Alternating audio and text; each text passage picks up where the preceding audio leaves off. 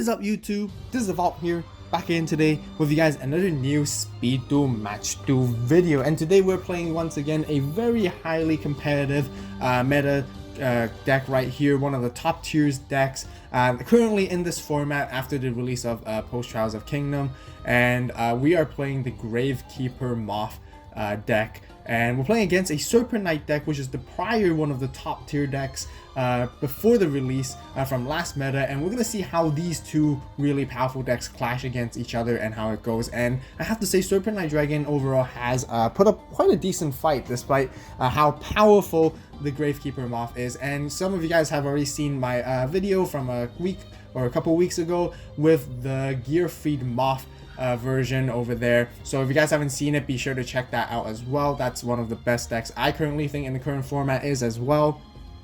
And this is basically the Gravekeeper version, which is just as powerful. I definitely want to do the Gravekeeper versus the Gearfried version sometime soon to get a even more competitive aspect point of view of those with the Speed Duel match. So be sure to stay tuned for that. And as always, the deck profile will be posted a few days shortly after this Speed Duel match video. So be sure to subscribe, click the notification bell to stay tuned so you guys don't miss out. And if you guys want to see it even earlier, I would really appreciate it if you guys actually hit that like button and help us reach up to 100 likes. If we do reach up to 100 likes before the initial release of the deck profile video, I will release the deck profile video earlier than its actual anticipated release date. So be sure to hit that like button if you guys want to see it as soon as you can. So really excited to share this with you guys, and let's just go right into it. So we did lose our stone paper scissors right here. Our opponent does want us to go first, usual card advantage thing.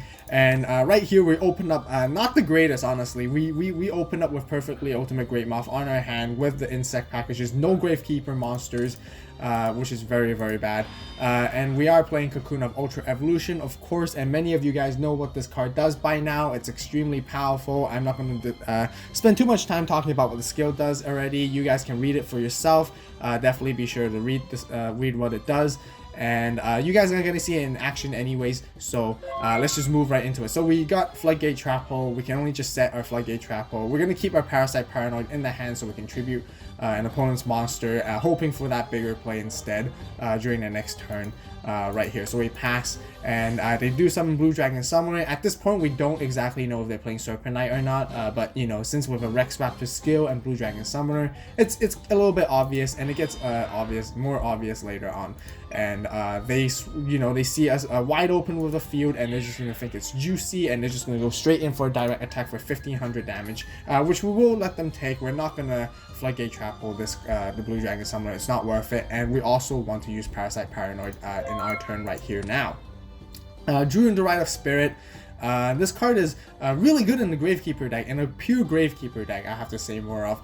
It's okay with the Moth version because now this card becomes more bricky and a little bit more situational. I might actually even swap out a different card for this, but I'll talk about the deck profile, talk about this card in the deck profile when we get into it instead. So immediately we're just going to set it. We're going to do Parasite Paranoid right here, and we're just going to equip it to the Blue Dragon Summoner. We're going to use our Cocoon, and we're going to tribute that monster to special summon from our deck a insect monster, ignoring its summoning conditions. We already have both our moths, so unfortunately we actually have to special summon our Parasite Paranoid here, and we decide to summon in defense. Maybe we should have summoned an attack, because right here we can also use Parasite Paranoid's effect that was attached to the Blue Dragon Summoner to special summon one insect monster from our hand, ignoring its summoning conditions as well, which is really great. So we do bring out Perfectly Great Moth from our hand instead. And right here with the both combination, there is enough for 4k for an OTK, but we're just being a little bit more passive and on the safe side because we're worried about their back row, which is Champion's Vigilance apparently, but we don't know what it is actually during that time. So we just want to keep a monster in defense just in case if they were overturned. Right here we They do search their Serpent Knight Dragon, so clearly they are playing Serpent Knight, so we know exactly what they're doing.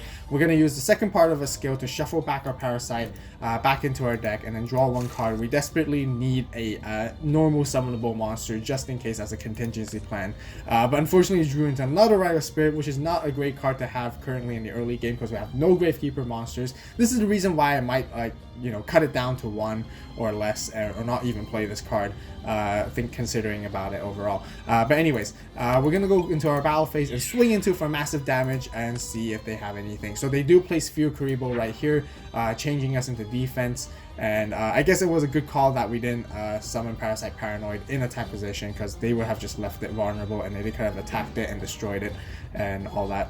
So the key reason to use the Cocoon was really just to get their Blue Dragon Summoner away to bring out our Perfectly Ultimate Great Moth. However, it's much more preferable when we use it on their boss monsters, but you can see our opening hand was just not great, so we just have to be forced to do that overall. They're going to summon their Blue Dragon Summoner again, and they're going to use Tribute Doll right here to, bring out their Serpent Knight right here, and they're going to start getting their engine going. We're going to try to floodgate this to send it to the grave, and unfortunately they do have a Champion's Vigilance to respond to it to protect their Serpent Knight right here, and they get to search another Serpent Knight to set up their second one just in case as well, and they flip up their skill, so they're going to start with their Nightmare Sonic Blast. So they easily reviewed 4 monsters and they get to add 1. Of course they're going to pop our Perfectly Ultimate Great Moth and giving themselves the advantage right here from the beginning already.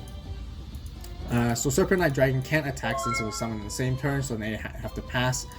They got no back row to set. At this point, we drew into a Kunai with Chain. We're just going to set that. We're going to keep the Rite of Spirit on our hand. Really, there's no Gravekeeper monsters at all.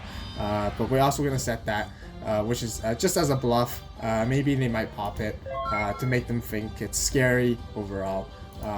But thinking about it, I should have actually just kept it on their hand. And now again, they're just going to go with their Nightmare Sonic Blast, revealing 3 monsters, so get the pop and add 1 once again. And they do pop our Parasite, and they add a double cost in, and they can probably potentially swing in for an OTK right now because they do have a double cost in. So they do summon it, makes total sense. They attack with Serpent Knight first. We're going to kunai that because we just don't want to take the damage right here. We're taking 1500 already. We can't take any more like that. So, and we just have to take 17 at this point. So we're really in a bad situation overall, and drew into another Parasite Paranoid. So this is the really huge downfall sometimes with this deck. There's also a reason why I play 21 cards, if you guys realize, in this deck, is because to really loosen up the ratios so we don't draw into them all the time. But now, like with this experience, Perfectly Ultimate Great Moth is a huge brick when you draw into it, and it's a huge debate whether we want to play 1 or 2 of, but I'll talk about more about it once again in the deck profile overall. So we're just going to have to set defensively and pass our turn and see what they want to do. And of course, they're just going to keep popping us. They got to add 1, they get a Champion's Vigilance once again. So Serpent Knight is still very powerful if you don't stop it soon enough, honestly. And otherwise, they're just going to go off like this and they're going to attack into us, and we have nothing left to do right here. So moving into our side deck, once again, the side deck, stay tuned for the deck profile. Hit that like button, reach it up to 100 likes, and I'll release the full deck profile along with the side deck of how I side the cards and which kind of side deck cards I play to accompany for the current meta. So be sure to stay tuned for that, and don't worry, the deck profile will be posted a couple days shortly after this video. So right here, just a quick hint of what we put in here. I can't quite remember what to side against a Serpent Knight. We didn't really have a hard counter to side against them. Maybe we could have played like something like Hidden Parasite with Aerosol, but that wouldn't be the great idea, because usually that's the best card to out a Serpent Knight. So I think we actually just kept the deck the way it is. We might have put in some extra Dust Tornadoes. We do play Dust Tornadoes in the main deck as well, just to pop off their Champion's Vigilance, since it has such a huge threat. But we'll move into game 2 and see if we come across one of the side deck cards. This time we do open up with a Gravekeeper Recruiter, which is better, and we do force them to go first, so that we can draw into our card for the next turn, which we do. We do play Oracle. Oracle is extremely powerful, works so well with Floodgate Trapo in this whole current situation. That really makes this deck deserve that top spot as well. So we're going to do Recruiter. this Gravekeeper with the Moth version has a little bit of different play style to it than the previous old one before Trials of Kingdom. You can play, you would actually want to summon Recruiter and start attacking more often nowadays, because now you can even use Parasite Paranoid on and equip to your Recruiter when it's about to get destroyed or attributed, so you can actually gain a lot off of that overall. So we do attack into the Blue Dragon Summoner once again, and they do have their Serpent Knight, and we just have to pass their turn. We have a Floodgate Trap Hole. This time they don't have any Champion's Vigilance set beforehand, so they could counterplay into it, so we're pretty safe if they do want to do Serpent Knight, but they don't. So they do set a monster, so we're just wondering what it is and pass our turn. Once again, we drew into Riot Spirit. I mentioned this, I might cut down this card, honestly. Drawing in too much into it into the early game, it's just not worth it at all. We're gonna set it once again. We're gonna tribute Recruiter to bring out our Oracle. Our Oracle pops the face down, which is really great, and then we search and to grab our Oracle. Oh, okay, now I remember what I swapped out. So we probably swapped out one Moth and brought in one more Oracle from the extra deck. So I do remember playing one extra Oracle in the side deck. The reason why you don't want to play 2 Oracles and 2 Moths, it's an easy break. You're just asking for it. You have to keep it at 3 or even at 2 sometimes at this point. But right now, we're really good, so we're going to swing in for a 2,000 attack. We could have even Rider Spirited here to bring out our Recruiter back and then swing in for more extra damage, but kind of want to hold it off just in case to see what else we can do later on. So they do summon Gentlemander in attack position with confidence. That means they're ready for a lock. But it turns out not, so they're actually going to bring out their Tribute Doll with Serpent Knight in defense right here. And we're just going to Floodgate that immediately because they have no back row, there's no Champion's Vigilance this time. Take that opportunity immediately. Yeah, so once again, we kept the Rider Spirits because we just really wanted to play a little bit safer and didn't want to overextend too much just in case. That was the whole thought process, just so you guys know. Once again, we're going to tribute the Oracle, we're going to summon our Oracle and pop that face down, and this time we're going to swing in for game right here. So we have Rider Spirits as backup, so it's really great as well. So really quick game 2, forcing it to game 3, and we can actually come back into this, and I'll show you guys how as we move into it. So back into the side deck, once again, be sure to subscribe and click that notification bell so you guys don't miss out on the deck profile. And once again, just a quick reminder, if you guys can help me and support me, I would really appreciate it. Hit that like button up to 100 likes and I will post the deck profile as soon as it does, sooner than its anticipated scheduled time. So be sure to stay tuned for that as well and hit that like button, don't forget. Alright, so let's move into game 3. We probably kept it the same as the game 2 deck, side deck right there. We didn't side anything much special, and once again we open off and they want us to go first, so we have a Floodgate with a Rider Spirit once again. So we're gonna set those and pass right here. Once again, they're gonna see that juicy open attack and they're gonna go straight in with Blue Dragon Summoner right here. So we have Parasite Paranoid, which is great, so we can use it. Gonna go for it immediately. There's no monsters we have. Do the Cocoon thing, special summon, Great Moth right here, and with Parasite Paranoid, we can special summon one level 7 or higher insect type monster from our hand, ignoring its summoning conditions. However, we don't have any, and it would be really great if we can actually special summon Parasite Paranoid from our hand to do that, and then we could have attacked in right here. But we do know they play lots of Spheres and lots of Gentlemanders. We could have even just normal summoned Parasite Paranoid to swing in for a 4k damage overall for that OTK. But yeah, I know, I'm very confident that Sphere Karibos and Gentlemanders are just all over his hand, on our opponent's hand, so it's just not worth doing that normal summon and just risking it overall. It's much better than we just save the Parasite Paranoid for a later situation, just in case it becomes useful. We're going to set the card. We don't use the second part just yet. We're going to wait a little bit longer this time. We don't desperately need a card. They do search for the Serpent Knight, and we swing in for direct damage, and they do have a Gentlemander. We're going to attack that Gentlemander, destroying it, and leaving it, passing it to them. Once again, they set a card face down and pass their turn. We drew into Dust Tornado, which is a really great card to remove back rows. And we're going to swing into their double cost. And please ignore the accident direct attack. That was a pure misclick. Yes, and they do have Sphere Kuribo, so they're going to put us into defense. And they're going to buy themselves another turn, so they're going to start bringing out the Serpent Knight, I think. Which they don't have, or which they didn't summon. yet. Oh, okay, I see what they're trying to do here. So we're not supposed to know what the set card is, but like last duel, we were able to floodgate their Serpent Knight.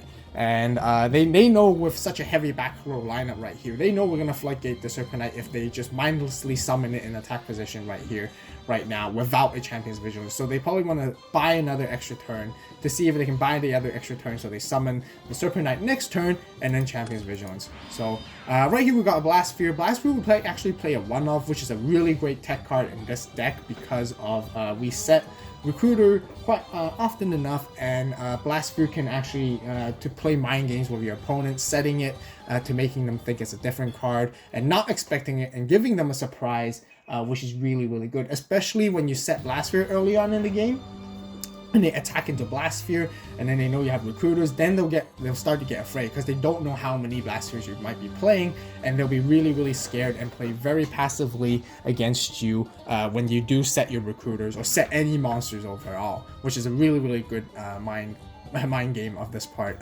in this deck, which I really like about and gives us the advantage. So we're going to put our Moth in attack, and we're just going to swing in and try to destroy this double crossing right here. They Gentlemandered it, trying to protect it, which is interesting. So we do destroy the Gentlemander instead. So they do definitely want to keep whatever the set card is. It's double crossing most likely. So they bring out their Serpent Knight. So they play very smart here. Kudos to them, because then we're immediately going to be like, oh yeah, Floodgate Trap Hole, haha. And no, they're not. So they're just going to say, nope, Champion's Vigilance, negate, and destroy. So they keep their Serpent Knight Dragon alive. Even though we had a second one, we can't chain it because Champion's Vigilance is a counter trap and it's not chainable unless if we play a counter trap like Seven Tools of Bandit, which we probably don't know. We probably don't usually anyways. But it's quite still a really good side deck with tech card to even have one of in the deck as well. So right now they're just going to go into their Nightmare Sonic Bass combo and destroy our Moth, of course, since it's much huger in terms of stats than the Serpent Knight Dragon, and they get to add one back to their hand. And they swing in right here and surprise, back at you with our Blast Sphere, so we can do some damage to them later on.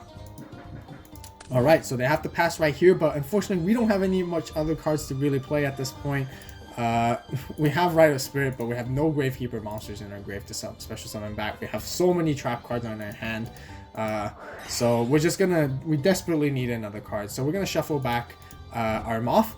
Usually I like to shuffle back Moth because it makes our Parasite Paranoids still usable later in the game, and rather than shuffling a Parasite Paranoid. Since we used the first part of Cocoon of Ultra Evolution, there's no need to shuffle another Parasite Paranoid back from the grave to the deck at this point. Unless you're playing the pure Insect version, which you have played Metal Armor Bug, then sure, absolutely. But we're looking for a different card. And we drew into a Gravekeeper monster, which is great, which is Spear Soldier. I play Spear Soldier in this version more so than Ambusher, and I will explain more as well again in the deck profile. But it works better for me. But we're just gonna have to set this and see what they do next turn. We're pretty okay since we got one Gravekeeper monster. That makes our Rite of Spirit live and playable soon. So in their standby phase, Blast Spirit pops and they take the damage right here. So they normal summon Gentlemander, which is scary because they have all three already. So they're gonna go into their second Serpent Knight in here into defense. Then this time we're gonna Floodgate, no chance of Vigilance for them, setting it, which is really great. However, there's no monster currently for us that can go over them, so they have to pass our turn back to us, and we have Recruiter. So we're thinking right now at this moment, what else can we do right here? And we're just gonna set the Recruiter and let it be. And then since their Serpent Knight is dead at this point, which is really great, and unless if they draw into another Tribute Doll with another Serpent Knight, then they can bring out their third one, and if we do get and that will be much better on them. So we're going to set our back rows and see what they do.